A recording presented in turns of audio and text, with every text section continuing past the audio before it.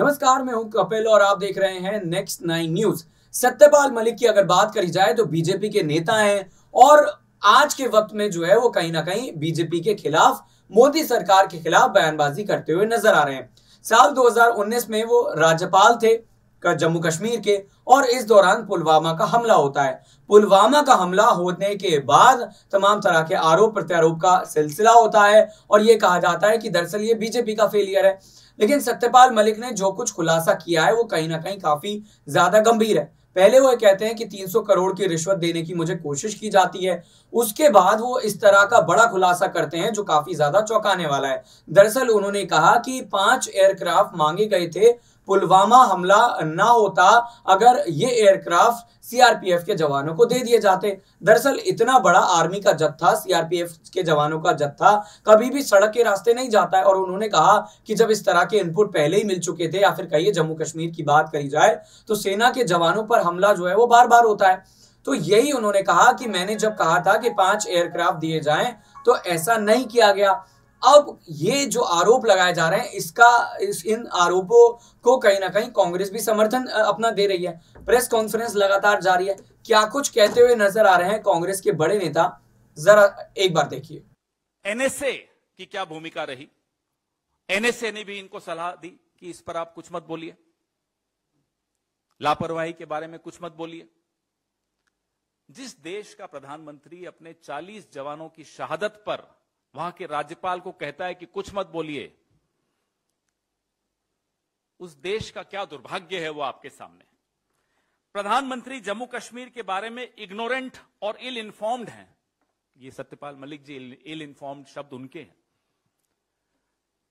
इतना महत्वपूर्ण राज्य, इतना संवेदनशील राज्य, लेकिन प्रधानमंत्री का एटीट्यूड क्या है? मस्त में है, अपने मस्ती में है, अपने टू हेल विथ इट। ये सब सत्यपाल मलिक जी के शब्द हैं, हमारे नहीं। अदानी घोटाले पर प्रधानमंत्री की चुप्पी प्रधानमंत्री को बहुत नुकसान पहुंचा रही है, यह भी सत्यपाल मलिक जी कहते हैं, क्योंकि अब यह मुद्दा गांव के स्तर तक पहुंच गया है। और उन्होंने यह भी कहा कि राहुल गांधी को संसद में बोलने की अनुमति देने से इनकार करना एक अभूतपूर्व गलती है, unprecedented. It has never happened in the history of parliamentary democracy. उनका यह कहना था कि जो राहुल गांधी सवाल उठा रहे हैं अदानी महाघोटाले पर, बहुत सही सवाल उठा रहे हैं और प्रधानमंत्री उनमें से एक भी सवाल का जवाब नहीं दे पा रहे। एक अकेला पूरे लोकतंत्र पर भारी। ये इस पूरी कहानी का जिस्ट है, का निचोड़ है। वो खुद ही बोलते हैं मैं एक अकेला भारी हूं। किस पर भारी हैं वो सत्यपाल मलिक जी ने आपको बता दिया। गवर्नर से सलाह नहीं ली जा रही, गवर्नर को जानकारी नहीं दी जा रही कि उनके राज्य में क्या करने वाले हो आप। कैबिनेट को नहीं मालूम, और कहीं कोई सवाल पूछ रहा है, कहीं कोई आपको बता रहा है लापरवाही हुई, तो उनको कहो आप चुप रहें। चौंकाने वाली बात है, हमारी महामहिम राष्ट्रपति, हम सबकी राष्ट्रपति, वो किनसे मिलेंगी किनसे नहीं मिलेंगी, उनकी अपॉइंटमेंट की जो लिस्ट है, डेली अपॉइंटमेंट की जो लिस्ट है, वो अप्रूवल के लिए प्रधानमंत्री के कार्यालय में जाती है। कभी सुना आपने ये remote control?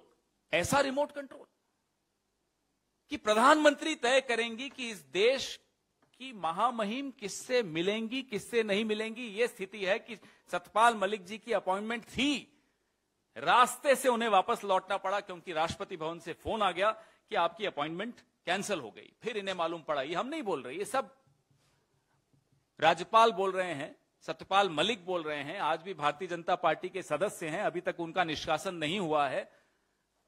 Bharatiya Janata party के एक वरिष्ठ नेता बोल रहे हैं। यह आवाज अंदर से आ रही है, इसलिए इसको और गंभीरता से लेना आवश्यक है। एक फिल्म आई थी, सुना 300 करोड़ का उसका व्यापार हुआ था, कश्मीर फाइल्स।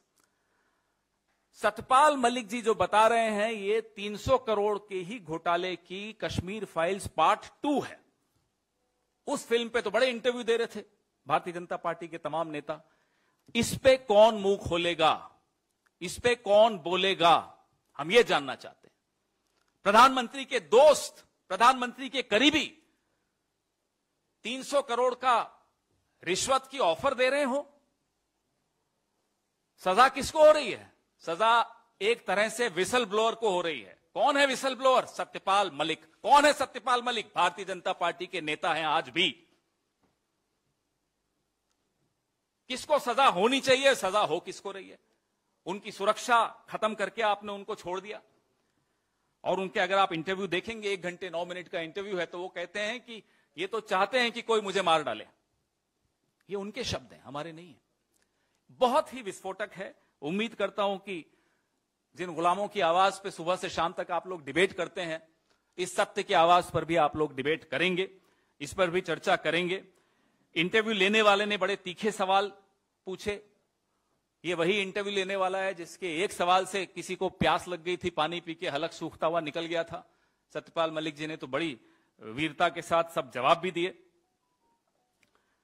मैं सुप्रिया श्रीनेत जी से आग्रह करूंगा कि पुलवामा वाले मुद्दे पर, जो बहुत गंभीर मुद्दा है इस देश के सामने, देश की सुरक्षा से जुड़े हुए सवाल का जवाब आज तक जिस पर नहीं मिला है, 40 जवानों के परिवार, जो शहीद परिवार हैं शहीदों के, वह भी उत्तर के इंतजार में है। इस देश का एक एक नागरिक उत्तर के इंतजार में है। श्रीनेत, सुप्रिया जी। शुक्रिया पवन।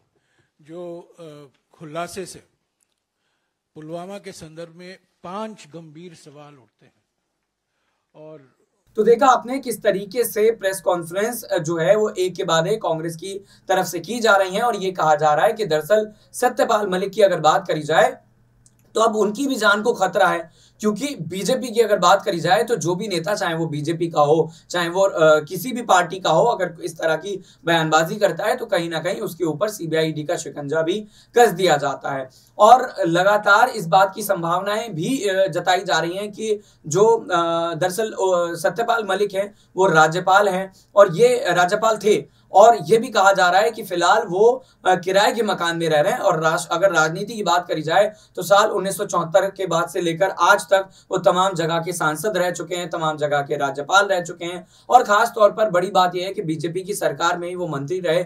जब उन्होंने इतना लंबा सफर जो है वो बीजेपी के साथ तय किया, तो सरकार के खिलाफ अगर वो कोई बात कह रहे हैं तो इस बात की कहीं ना कहीं जांच होनी चाहिए, क्योंकि सरकार में अगर कोई मंत्री होता है तो अपनी सरकार के खिलाफ कभी इस तरह की बयानबाजी करता हुआ नहीं देखा जाता है। हालांकि सत्यपाल मलिक ने जो दावे किए हैं, जिस तरीके से उन्होंने तमाम बातें कही हैं, वो काफी ज्यादा गंभीर हैं। इतना ही नहीं, उन्होंने कहा कि आरएसएस के नेता बढ़े और अंबानी की एक फाइल को क्लियर करने के लिए ये 300 करोड़ की रिश्वत उन्हें देने की कोशिश की गई, और लेकिन उन्होंने ये रिश्वत लेने से मना कर दिया था। उन्होंने तमाम तरह के आरोप लगाए। उन्होंने कहा कि मोदी सरकार को करप्शन से बहुत ज्यादा प्यार है। जब उन्होंने पुलवामा हमले से जुड़ी हुई तमाम बातें नरेंद्र मोदी के सामने रखी तो उन्होंने कहा कि आप चुप रहिए, आप ज्यादा मत बोलिए। तो ये तमाम चीजें कहीं ना कहीं बताती हैं कि दाल में कहीं ना कहीं काला है, और आने वाले वक्त में जरूर इस बात की अगर जांच होती है तो फिर पता चल जाएगा कि वाकई में गृह मंत्रालय ने 5 एयरक्राफ्ट देने से मना कर दिया था, जो सत्यपाल मलिक बोल रहे हैं, राज्यपाल हैं, बड़े संवैधानिक पद पर रहे हैं, और उनकी जिम्मेदारी भी बनती है। और अगर वो झूठ बोल रहे हैं तो क्या बीजेपी उनके खिलाफ बड़ी और कड़ी कार्रवाई करती हुई नजर आई?